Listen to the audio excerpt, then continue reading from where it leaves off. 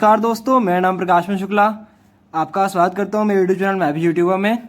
और दोस्तों आज हम केमिकल काइनेटिक्स चैप्टर का लेक्चर 2 करेंगे। लेक्चर 1 मैंने आपका डाल दिया है, आप देख सकते हो अपने जाके प्लेलिस्ट में बना दिया उसकी, आपके देख सकते हो आके अपने नाम से यूट्यूब पे। अच्छा, इसमें हम लेक्चर 2 में दोस्तों बात करेंगे रेट ऑफ रिएक्शन की। तो रेट ऑफ रिएक्शन जैसे कि मैंने बताया हुआ आपको कि रेट मतलब क्या होता है, किसी भी चीज़ को अगर आप टाइम से डिवाइड कर दो, इसको मैंने पीछे वैसे इलाबोरेट कर रखा आपको, तो वो आपका रेट हो जाता है। तो यहाँ मैंने क्या कर दिया, चेंज इन कंसंट्रेशन को टाइम से डिवाइड कर दिया, तो मैंने रेट बोल दिया उसे। ठीक है, अब मैं इसकी एक बात कर लेता हूँ, मैं इसके नंबर ऑफ मोल्स की, अब मैं जो जानता हूँ कौन इसकी, अगर यूनिट की बात करूँ, मैं इसकी अगर यूनिट की बात करूँ, यूनिट की, तो दोस्तों यूनिट क्या होती है, कॉन्सेंट्रेशन यूनिट होती है number of mole per unit volume. तो नंबर ऑफ मोल की यूनिट होती है मोल, वॉल्यूम की लीटर। जो टाइम हमारा होता है वो सेकेंड में होता है। अब जो इसकी यूनिट की हमारी क्या आएगी, इसका मतलब मोल। अच्छा देखो, अब कॉन्सेंट्रेशन के लिए यहाँ पे डाल दो, क्या रहेगी कॉन्सेंट्रेशन के लिए, हो गई है मोल पर लीटर, और टाइम के लिए क्या हो जाएगी सेकेंड में। तो इसकी मेरी रेट की यूनिट क्या आएगी, इसका मतलब mole litre inverse second inverse. ठीक है दोस्तों, ये मेरी यूनिट आएगी रेट की यहाँ पे। ठीक है, अब हमारा इसमें एक बहुत ही इंपॉर्टेंट क्वेश्चन आपका सीबीएसई से पूछता है। सीबीएसई का क्वेश्चन आपका बहुत इंपॉर्टेंट है, हर साल ही पूछता है, ये लगा लो आप कि डिफरेंशिएट बिटवीन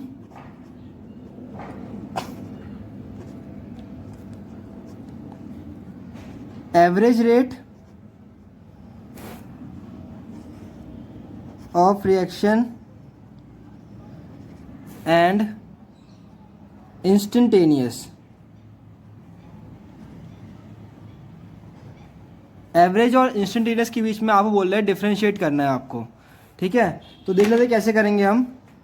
तो एवरेज क्या होता है, लेट्स टॉक अबाउट दैट। एक साइड हम एवरेज करवा लेते हैं, एक साइड हम इंस्टेंटेनियस करवा लेते हैं।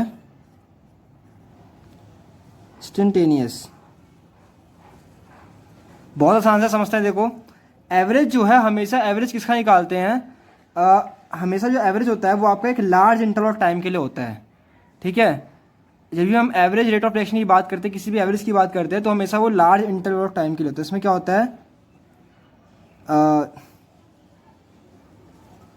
कैलकुलेटेड पहला difference for large interval of time, बड़े टाइम के इंटरवल के लिए हमें इसमें लेते हैं एवरेज को। फिर कहते हैं इंस्टेंटेनियस। तो इंस्टेंटेनियस किस लिए होगा, कैलकुलेटेड, इसमें बड़ा, तो इसमें क्या होगा for very small instantaneous, very small interval of time, बहुत ही छोटा टाइम का इंटरवल लेते हैं हम। ठीक है, इसके अंदर बहुत ही छोटा, वेरी वेरी स्मॉल, आप समझते हो, very very small interval of time के लिए हम इसको लेते हैं इंस्टेंटेनियस को। इंस्टेंटेनियस का मतलब क्या है कि the rate of reaction at any instant of time, क्या बोलेंगे इसको हम, rate of reaction at any instant of time. ठीक है, और इसका आप क्या कहोगे कि rate of reaction for a particular interval of time, एक पर्टिकुलर टाइम के इंटरवल के लिए हम बोलेंगे, डिफाइन करेंगे एवरेज को। ठीक है, समझते हैं हम। जैसे मैं अगर बात करता हूँ इंस्टेंटेनियस का मतलब क्या है, जैसे कि देखो दोस्तों, मैं आपसे बात कर रहा हूँ, अगर मैंने, जैसे मान लो कि मैंने किसी को कॉल किया, अगर इफ़ आई कॉल समवन, मैंने किसी को कॉल किया, उसने मेरा कॉल पिक किया, और उसने कॉल पिक करते ही कहा हेलो, तो मैंने बोला, जैसे मान लो अगर मैंने उसे बोला होगा 4 सेकेंड पे, मैंने अगर मान लो 4:05 पे उसे बोला होगा। ठीक है ना, 4:05 में मैंने उसे बोला होगा, अगर 4:05 पे, तो उसने वो मेरी बात कब ली होगी, 4:05.0002 या 1 सेकेंड पे। मतलब कोई तो टाइम का आपका गैप आया ना। ठीक है ना, मतलब अगर मैंने उसे 4:05 में बोला, तो उसने मेरी बात कब ली, 4:05.002 सेकेंड पे।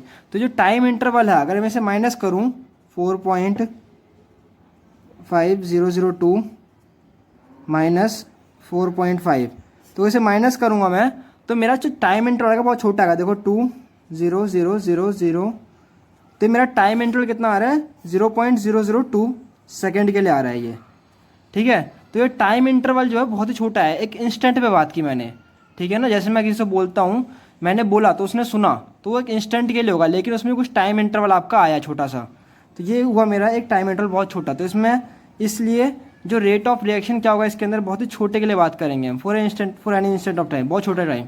लेकिन यहाँ क्या बात है, जैसे मान लो इसमें क्या है कि एक बड़ा इंटरवल लेंगे हम, ठीक है, उसको समझना देखते हैं एक बार, समझते हैं उसको एक बार में। जैसे फॉर एग्जांपल मेरे पास रिएक्शन है एक, ए से बी प्रोसीड कर रही है मेरी रिएक्शन ये, ठीक है, ए से बी जा रही है। ए को मैंने कहा टाइम t बराबर 0 पे कुछ 5 कॉन्सेंट्रेशन होगी ए की, ठीक है। तो t बराबर 0 पे मेरी बी की कॉन्सेंट्रेशन क्या होगी, 0 होगी, बिकॉज प्रोडक्ट आपका ये बनानी होगा पहली बात तो, ठीक है ना। तो ए t बराबर 0 पे 5 थी, तो मैंने कहा t बराबर t पे बताओ कितनी हुई होगी भाई साहब। तो t बराबर t पे क्या हुआ, 5 में से कुछ 3 मोल टूट गए। अगर 5 में से 3 मोल टूट गए तो b कितना बनेगा, 3, ठीक है, और आपका a कितना रह गया, 2। सिंपल सी बात है, b 3 बना आपका। तो t बराबर t सेकेंड पे आपके a के मोल कितने हैं, 2, और b के मोल कितने हैं, 0। अब अगर मैं बात करूं, मैं t बराबर यहाँ लिख देता हूँ 5 minute, after 5 minute, after 5 minute क्या हुआ, उसमें से 3 मोल टूट गए और वो 2 बन गया, ठीक है, 5 मिनट पे। तो अगर मैं बात करूं कि ए में चेंज कितना आया, कि चेंज इन कॉन्सेंट्रेशन ऑफ ए की कॉन्सेंट्रेशन में क्या चेंज आती है, चेंज क्या होता है भाई, A final minus A initial, ठीक है। तो चेंज कितना है इसका, फाइनल था 2, इनिशियल 5, तो चेंज कितने का आया, -3 का, ठीक है। अच्छा, अगर मैं बात करूं बी में चेंज कितना आया, कॉन्सेंट्रेशन बी के में, तो फाइनल कितना है इसका आपका, बी फाइनल क्या है आपका, बी फाइनल 3 है, और बी इनिशियल कितना है, 0। तो आपका इसका चेंज कितना आया, +3 का, ठीक है। तो ए में चेंज क्या आ रहा है, नेगेटिव आ रहा है, इसका मतलब क्या है, ए आपका कंज्यूम हो रहा है, सिंपल सी बात है, और बी आपका फॉर्म हो रहा है, सिंपल सी बात है ये। तो यहाँ पे आपने क्या कहा कि ए से बी बनते हुए इस तरह से कुछ बात बन रही है मेरी, ठीक है ना। अच्छा, अगर मैं बात करूँ टाइम में कितना चेंज आया, तो डेल टी क्या होगा, T final minus T initial, तो फाइनल कितना है, 5 मिनट माइनस 0, तो डेल टी कितना आया, 5 आया। समझ आई बात, क्लियर हो गई आपको ये, कि ये मेरे पास इस तरह से बना कि ए में जो चेंज आया वो कितना आया मेरा, ए में चेंज आया -3 का, और बी में जो चेंज आया कितना है मेरा, वो आया +3 का चेंज आया बी में, ठीक है, ये बात क्लियर है। अच्छा, सेम मैं अगर यहाँ बात करूँ, इसके लिए ए से बी रिएक्शन जा रही है, ठीक है। ए मेरा कुछ शुरुआत है 5, वही सेम रिएक्शन है, तो शुरुआत में 0 रहेगा ये। फिर मैंने कहा आफ्टर 5 मिनट, टी बराबर 5 मिनट पे ए में से क्या हुआ, कुछ 5 में से 10 की पावर -4 टूट गई, बहुत ही कम टूटा, देख लो 0.004 टूटा है, 0.00001 टूटा है आपका ये, ठीक है ना। तो इतना टूट गया, तो ये कितना बनेगा, 10 की पावर -4, ठीक है। तो अगर मैं चेंज इन कॉन्सेंट्रेशन ऑफ ए देखूँ, इतना कम क्यों टूटा, बहुत ही, क्योंकि मैं किसकी बात कर रहा हूँ, चेंज बहुत ही छोटे चेंज की बात कर रहा हूँ मैं।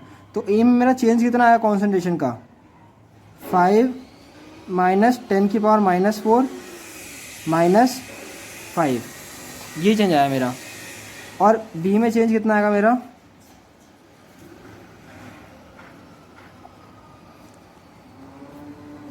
0 माइनस 10 की पावर -10 की पावर -4 -0, ये चेंज आया मेरा बी का चेंज। तो बी का चेंज भी बहुत छोटा है और ए का चेंज भी क्या है, बहुत ही छोटा है आपका, ठीक है। अगर आप इसे करोगे क्या होगा, यहाँ से 5 कॉमन ले लो आप, यहाँ से हो जाएगा ये 1 माइनस 0.0001, ये हो जाएगा आपका, जो कि आपका कुछ माइनस में आएगा, इसलिए ये आपका इतना, ये आपका ए का चेंज इतना आ गया। जैसे कि मैंने देखा कि मेरा ए में जो इंस्टेंटेनियस वाले में था, जो मेरा ये वाला था इंस्टेंटेनियस वाला, इसमें जो मेरा चेंज आ रहा था, थोड़ी पीछे तो थोड़ी गलती हो गई है मेरे से, कि आपका टाइम जो था, टाइम का बहुत ही छोटा लिमिट था, मैंने 5 लिखा है, 5 नहीं होगा, वो 0.01 के लिए आपका कुछ इतना चेंज आ रहा था, बहुत छोटा चेंज आ रहा था। आपका टाइम का चेंज भी इतना है, इसका मतलब कितना है, आपका ए का चेंज इतना आया, बी का चेंज इतना आया 0.01 माइनस इसका एक आया, तो टी में चेंज कितना आएगा, 10 की पावर -3 करीब आपका चेंज आया। तो हमारा टाइम बहुत छोटा है, ठीक है। तो ये हमने कहा इंस्टेंटेनियस के लिए। अच्छा, एवरेज के लिए अगर मैं ग्राफ ड्रॉ करूँ, किसका, कॉन्सेंट्रेशन किसकी, ए की कॉन्सेंट्रेशन वर्सेस टी की कॉन्सेंट्रेशन में, if I draw graph between concentration of A versus time, तो मैं अगर ऐसा ग्राफ ड्रॉ करूँ तो क्या ग्राफ बनेगा मेरा दोस्तों, देख लो जैसे देखते हैं ऐसा ऐसा अभी।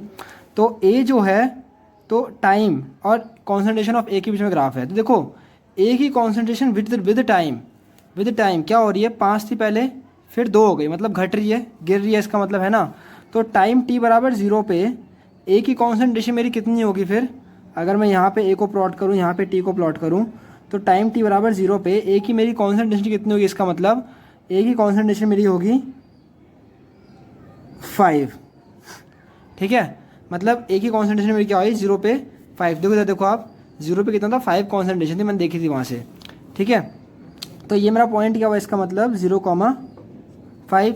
अच्छा, टाइम t बराबर जैसे ही टाइम बढ़ा, मतलब टाइम कितना हुआ 5 मिनट हुआ, तो 1 minute 2 minute 3 minute 4 minute 5 minute, तो टाइम t बराबर 5 मिनट पे मेरी कॉन्सेंट्रेशन क्या हुई, टाइम t बराबर 5 मिनट पे मेरी कॉन्सेंट्रेशन क्या हुई कि मेरी 5 से कॉन्सेंट्रेशन घटे क्या हो गई थी, 2 हो गई थी। 5 से घटे क्या हो गई थी, 5 पे 2 हो गई थी, है ना। तो 5 से घट के कहाँ पे आ गई, यहाँ कुछ 2 पे आ गई इधर, ये 2 पॉइंट है मेरा। ठीक है ना, तो इसके लिए मेरा जो पॉइंट होगा वो क्या होगा, वो पॉइंट मेरा ये होगा इसके लिए, इस तरह से। तो मेरा जो ग्राफ बनेगा वो ऐसा कुछ इस तरह से बनेगा, यूँ ऐसे करके। ठीक है, तो दोस्तों अगर मैं इसका स्लोप निकालूं तो इसका मेरा स्लोप क्या होगा कि स्लोप क्या होता है आपका y2 माइनस y1 अपॉन में x2 माइनस x1, ये स्लोप होता है आपका। ठीक है, तो y एक्सिस का निकाल लो, तो y एक्सिस क्या होगा मेरा, फाइनल माइनस इनिशियल। ठीक है, तो फाइनल क्या था 2 था, बिकॉज 5 पे 2 पे आके रुका ना फाइनल, तो y एक्सिस पे 2 फाइनल है और इनिशियल क्या है 5 है, तो 2 माइनस 5।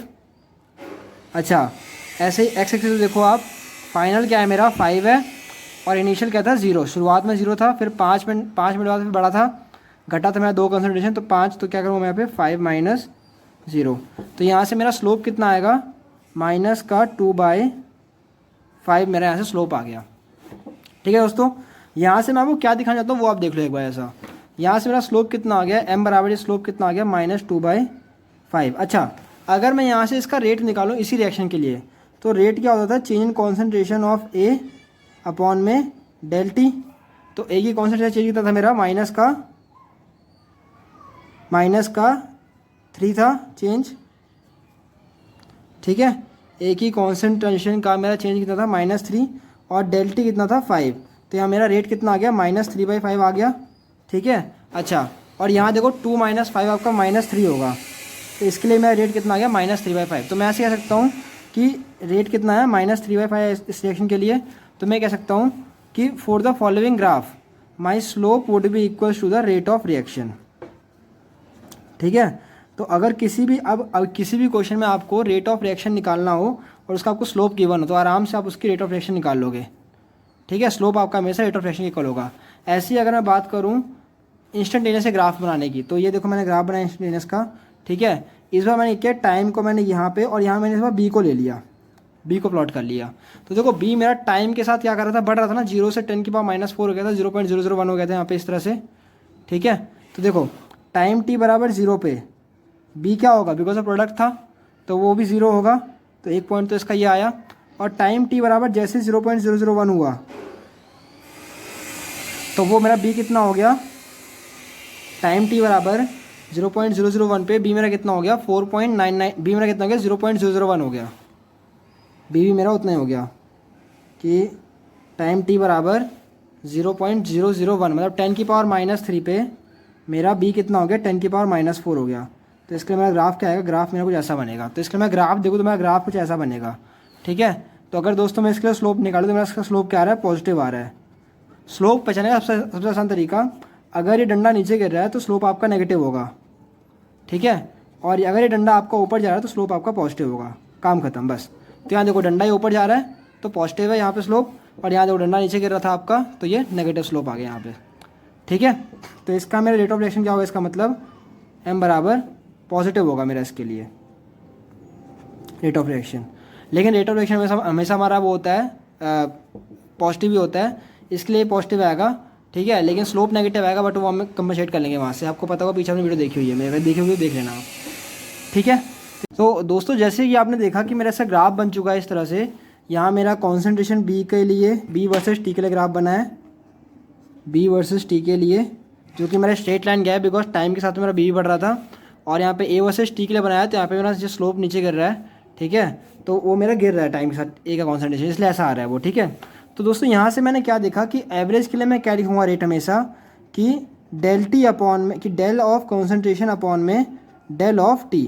अच्छा, डेल कब आता है? जब बड़ा चेंज होता है। अगर मैं छोटे चेंज की बात करूँ तो इसमें क्या लिखूँगा, R equals to D C upon में डी टी, ठीक है। डी की मैं बात ही कर रहा हूँ because D for the very very small change, small change, ठीक है। और डेल होता है लार्ज चेंज के लिए आता है हमेशा आपका। तो आपका तीसरा चौथा पॉइंट आपका ये भी हो जाएगा एक, कि इसमें डेल आता है, इसमें डी आता है। तो डी स्मॉल चेंज के बिकॉज डी सी कितना आ रहा था आपका, अगर आप देखो कि यहाँ मैं अगर इसे लिखूँ तो ये डी ए लिख देता हूँ, D A by D T, और ये D B by D T, ठीक है। तो इसके लिए मैं क्या लिखूँगा अभी यहाँ पे, कि रेट क्या लिखूँगा इसके लिए मैं फिर यहाँ पे अभी, कि आर इक्वल्स टू, बिकॉज ये डेल कितना, डेल भी कितना आ रहा है आपका 0.00, बहुत छोटा चेंज आ रहा है वो आपका, ठीक है ना, 0.00 समथिंग आ रहा है चेंज आपका, इसलिए मैंने इसे ऐसे लिखा, ठीक है। तो इस रिएक्शन के लिए ए गिव्स आउट बी के लिए मैं अब क्या लिखूँगा, रेट क्या लिख सकता हूँ मैं इसके लिए, इस हिसाब से, कि R equals to minus of del A upon में डेल टी, माइनस की बिकॉज रिएक्टेंट है, और डेल बी अपॉन में डेल टी, ये आ गया।